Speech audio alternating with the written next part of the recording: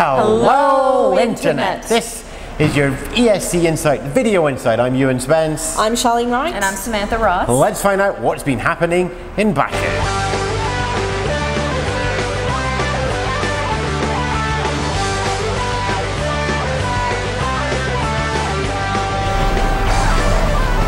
You fail at Eurovision, you swim with the fishes, but nobody failed yesterday. We won't know the failures until the semi-finals, and the finals actually start. Yesterday was a day packed full of dress rehearsals. Charlene, you were keeping an eye on them, weren't you? I was keeping an eye on them and keeping an eye on all the press conferences as well. And we're keeping you all of those interviews coming through, of course. We have all the discussions and articles back on the website, escinsight.com, along with the interviews. We've got a couple of very special ones today. It is, well, Sam, we have two of the potential winners this year coming up, don't we? That's true, that's true. Stephen and I actually had the pleasure of hanging out with the Icelandic delegation over at their hotel, believe it or not, a few days ago. And we know we're going to have a great look at what our little conversation was with them. And we also had a quick little chat with Sweden. So be on the lookout for that as well. With the very special guests that are popping into that mix as well. But let's start off with that chat with Greta Salome and Jonsi over at the Icelandic delegation hotel. Hey there, ESCinsight.com viewers. This is Samantha Ross. I'm here with the fantastic Icelandic delegation, Greta Salome and Jonsi. How are you guys doing today? We're good, thank you. We're good, really good. Hi, nice to meet you. Never forget what I did, what I said when I gave you all my heart and soul. Morning will come and I know we'll be one, 'cause I still believe that you remember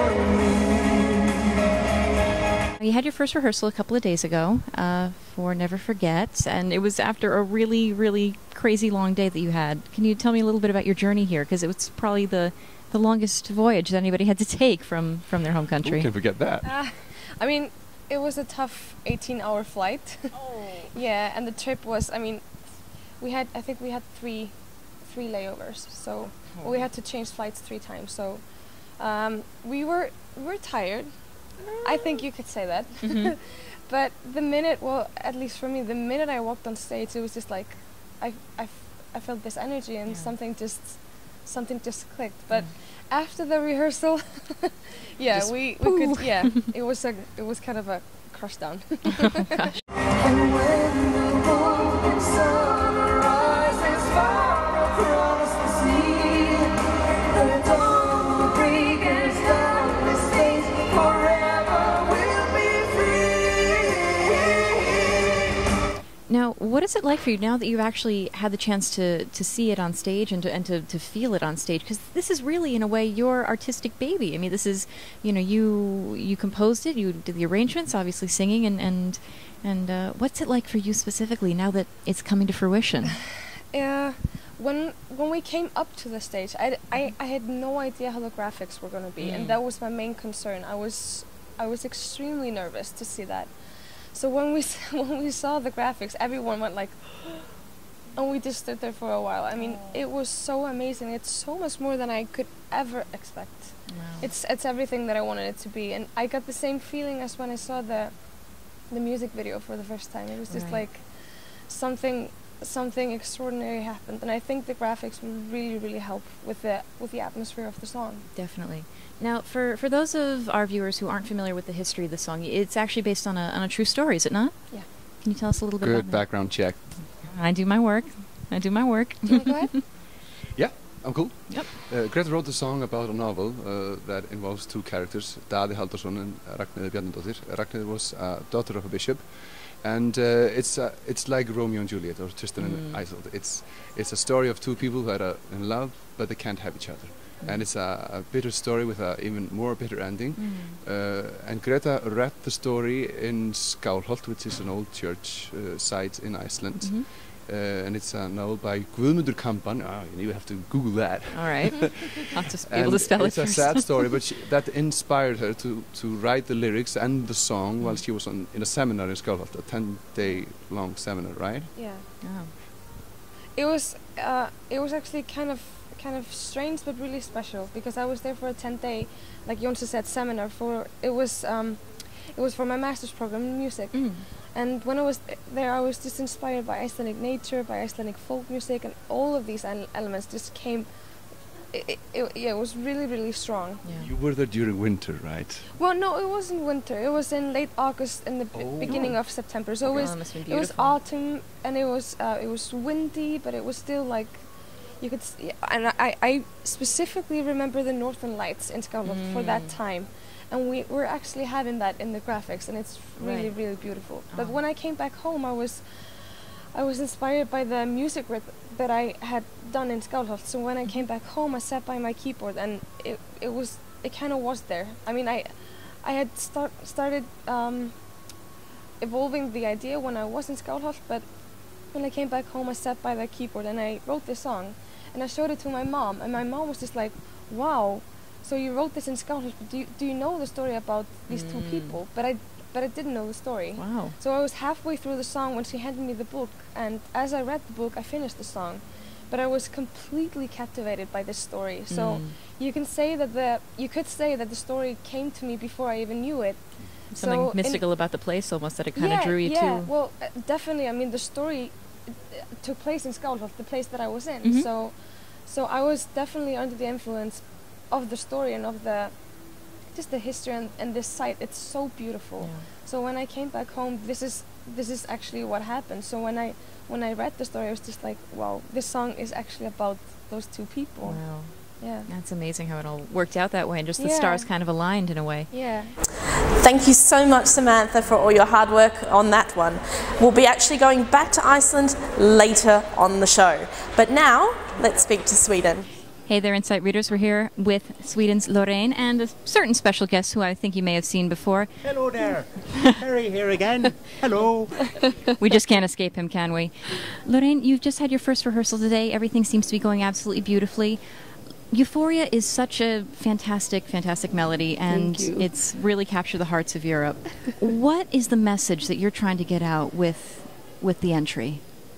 With the performance, my main message is, because I'm standing alone on the stage, and it's not so many effects, it's not so explosive lights, and you don't have a pyro, you know, so it's just me alone, and the whole point of it is to talk about how beautiful we are. I hardly wear any makeup, and my hair looks like, you know, Better than mine, let's face it. I like my hair, don't you, Terry? I do, yes. It's a lot longer than mine. I might steal some of it. Careful. Not just to talk about how beautiful we are in our own selves. We don't need all those things around, like the effects, and, you know. So basically to talk about all of us. What inspires you as an artist? People that are true to themselves, that inspires me very much, that are fighters, basically. Are you a fighter, Terry? Well, I try not to, but, you know, sometimes I just have to say to Mrs. Terry, it was my fault. I don't like the fight. Try and keep out the way. Loreen, thank you so much. I wish you all the best. Oh, I've got a question. Loreen, I've been watching this dance moves. I've been wondering, do you know the moves to YMCA? Yeah, I do. Could you maybe demonstrate them for us? No, actually, no. They wouldn't look as good as MCA. You mean MC Hammer? No. You know, YMCA, young boy. Yeah, YMCA. You know I thought the meant dance. yeah. Wait, YMCA. It doesn't look that good with You this stole that mic. for your dance, didn't you? I did. I'm sorry. I did. Found out. The truth comes out. Lovely, isn't she, everybody? Euphoric from Terry and Sam and Loreen. We'll keep all of them. My guys. Okay, and congratulations to Sam for another great interview, and very much good luck to Sweden in qualifying through the semi. So, as you can see, we're all very busy at work here in the press centre. We've got a lot of clips coming up, a lot of work from our senior interviewer Terry, but also a lot of news that I'm writing right now. However, we haven't got all this time to spare. We're going to head over back to Sam for the second part of the Iceland interview. Now, in terms of obviously you composed the story. How did Jonsi get involved? I mean, how did these two paths cross into this wonderful collaboration? Did you always have him in mind, or did you always have it in your head as a duet? And When I first recorded it, it wasn't a duet. It was solo with the choir. You know, the chorus was just like a female choir. So when I decided that I wanted to make it a duet because of the story, Jonsi came to my mind first. He has this Are you going to say masculinity? Well, yeah. You can see the thought bubble above her head.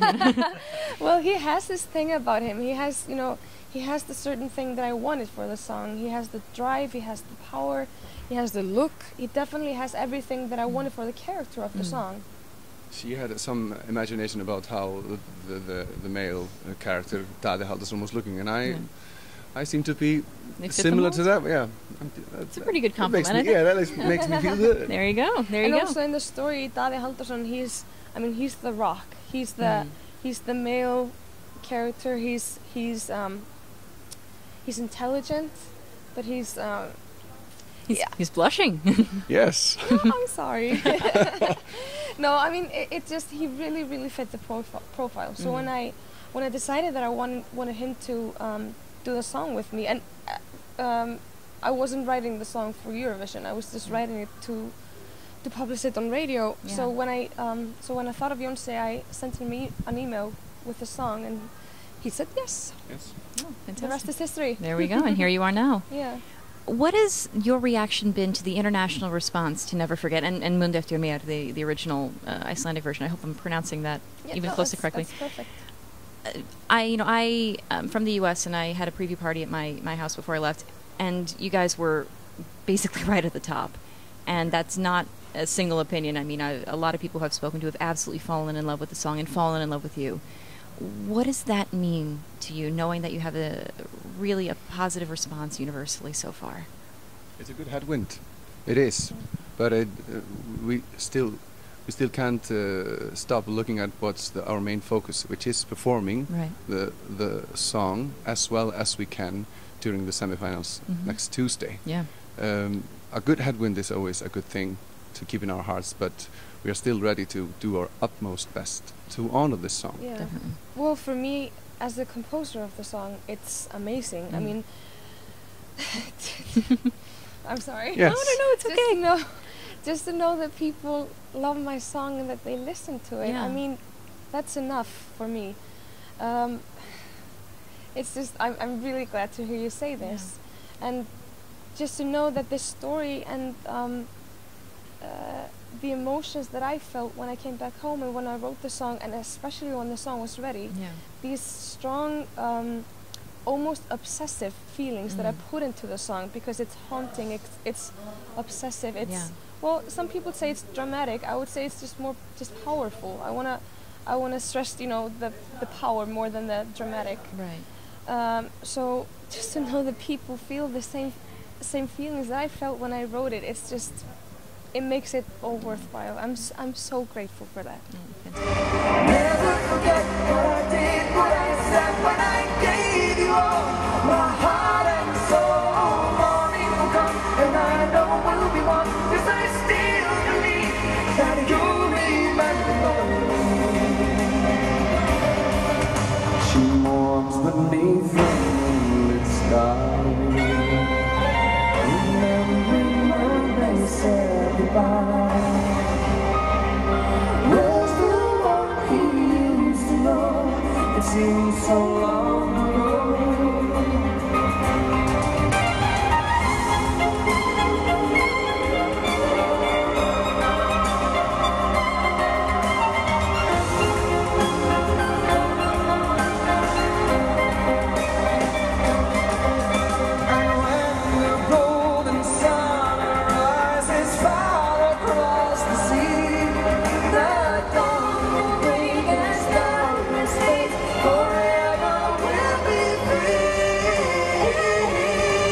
Jonsi, turning the camera on you a little bit here. This is not your first time to the big dance. You've been here before. You're correct. What is it like comparing what you're seeing in Baku to what you had with Heaven? Was it 2004? It was in 2004. Heaven was just a solo act. I didn't have any backing vocals or anything like that. I was just here, almost on my own. Of course, I did not write the song at that time. Sveinn Rúnar Sigurðsson did. I think it's a bit exciting for me to be a part of a duet and having backing vocals right now. It certainly changes the dynamics in the group, in the delegate. Yeah. And the people that we are working with, I'm working with Greta and all the others, they are really nice and we are having a really good time. And I feel more support. which is really good to have, because this is kind of a ride. It's just a roller coaster ride to be here, emotionally and of course professionally. I'm looking forward to going on stage, and I feel that I'm more mature, and I feel that I'm a stronger singer and a performer right now. So I hope I bring experience to the mix, and I hope that I'll be helping the team as much as I can. All right. Have you given Greta any advice for what to expect on this crazy ride? Yes, of course I have, but she's strong-minded as well, so I think she knows what she's going to be involved in and what she's going to experience. I'm just lucky to have a strong performer with me. Excellent. Now, Greta, in the national final, you actually, in a way, were sort of competing against yourself. You had another song in that last group. Yeah. What was that kind of like? Were you of two minds? What were you thinking? Yeah. Well, not like that, but you know what I mean. Well, I mean, yeah, it was kind of confusing in a way, because I was performing in both songs in the preliminaries. Yeah.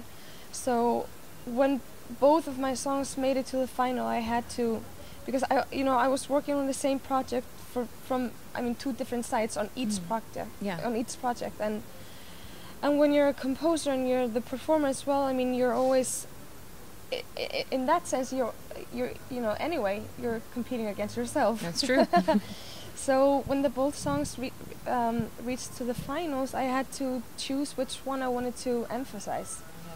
And Mynd eftir mér came on top, and it was just, some people might call it strategy, but it was just like, I knew which song had more chance of making it, through, simply based on statics, Yeah, makes sense. So, and also, I mean, I was singing in a trio in the other one. Right. We're a duet. I play the violin in this one. I don't play the violin in the other one. So. It was an easy decision. Okay, well, we're glad you made the decision that you did. Thank you. Of course, was it Aldrei sleppir mér? It was hard watching it in the finals, though, and not be up there with them. I'm sure. You're probably backstage singing it. And well, actually, I didn't. I just saw the run through before the show, but I didn't watch the performance. It was. Yeah, it was not good for me. Oh gosh! but I watched it afterwards. It was amazing. They did it really, really well. Yeah. So what do you think the future holds for you beyond Eurovision? Obviously you'll continue to record and work. Are you going to continue collaborating as well, or? I hope so. I don't think that we have it decided. We've just been focusing on delivering the song. That's our main and utmost important thing to do in our lives right now. Never forget what I did, what I said, when I gave you all my heart and soul. Morning will come, and I know we'll be one, 'cause I still believe that you'll remember me. Oh. I mean, the habit is also that people that compete as a duet in Eurovision, if things go well, I'm not talking about winning, but if things go well, I mean, there's a chance you might be asked to perform it once or twice during your life. I'm sure. And in our case, we can't perform it unless we're with each other. Yeah. Or with a LED screen and pre-recording. It's a little bit awkward. It's like, no. Well, We've seen holograms. we have. Tupac did. That's true. But yeah, so I think there's a good chance that we might perform once or twice after Eurovision. Excellent. Well, I wish you guys all the best. Thank you You're so much. performing in the first semifinals, song number 2. Is that correct? Yeah. True. You know, what can I say? It is a fantastic song, fantastic project, wonderful staging. I wish you all the best, both for Baku and for beyond. Thank you All so the best much. to the two of you. All right. Bye-bye. Cheers. Bye-bye. So there we go, Iceland and Sweden and Eurovision as well. I wonder who's behind that, I have no idea. Anyway, that has been another ESC Video Insight for the day. Sam, have you calmed down from seeing Jonsi? Never, ever. I will never forget. I see what I did there. Yeah, I did as well. Charlene, how's the day been for you? Day's been very good, but we've got the second lot of rehearsals coming up tomorrow, so I'm very excited. So hopefully you enjoyed that, an extended interview. Because of that, we're running short on time, so apologies once more to Jarnola Sand. We'll put you on for the interview tomorrow, and we will catch you all out there in Videoland at escinsight.com. This Eurovision Song Contest, we're still a week away. The runners and riders are forming, but you know what? There's still plenty of surprises. Catch you next show. Bye.